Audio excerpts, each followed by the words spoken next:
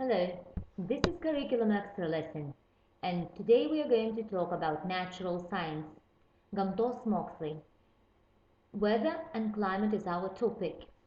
In this lesson, our aim is to understand and use the weather charts. Šios pamokos tikslas yra išmokti, suprasti ir naudotis orų prognozių lentelėmis.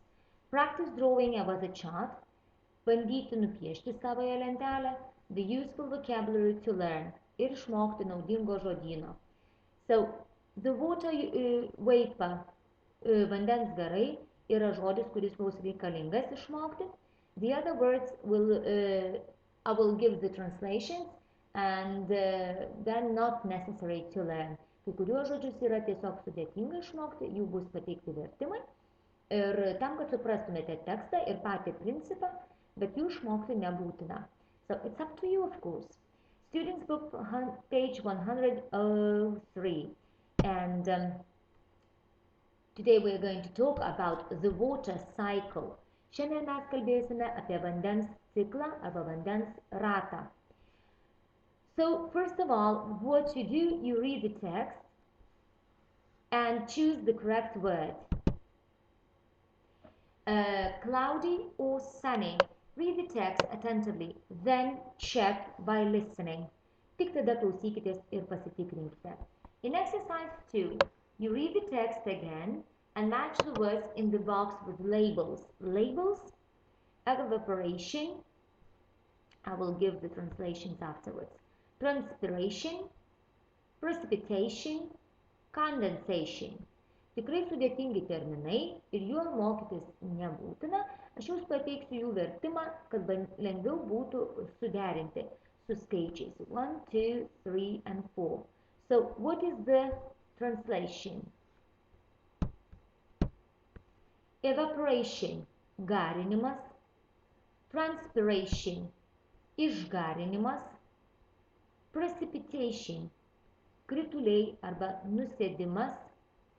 Condensation – kondensacija, garo tirštėjimas ir virtimas vandens lašais. So, you try to read the text again and match evaporation, transpiration, precipitation, condensation. Look at the weather charts for the average precipitation and temperature in your yellow knife.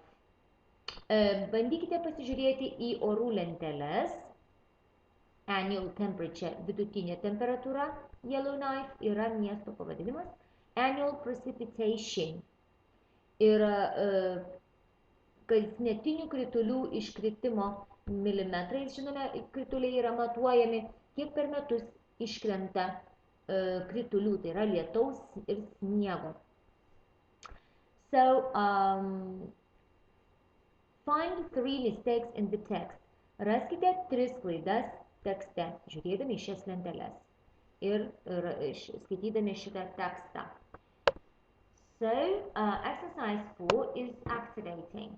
Look at the information about the average precipitation, apie kasmetinę vidutinę kritulių ir temperatūros lentelę Oksforde. Draw 2 weather charts. Pabandykite, jeigu pavyktų, nupiešti tokias 2 lenteles, orų lenteles, like the ones in exercise 3, tokios kaip ir parodytos pavyzdyje. Galite daryti kompiuteriu, galite daryti pieštuku popieriaus lape, tiesiog pabandykite pažaisti, įtraukite į šį žaidimą tėvus. So, wish you luck and of course do it in English language. If it's too difficult, it's not necessary to do, it's only fun, work should be, and the benefit. Turėtų būti tik smagu ir ne per sunku. Jei matote, kad jums neįdomu ir per sunku, ši pamoka nėra būtina, tai yra papildoma ugdymo pamoka ir tai daryti nėra būtina. Taigi darykite tiek, kiek jums smagu ir kiek duoda naudos. So, wish you luck, have fun, and see you in the next lesson. Bye.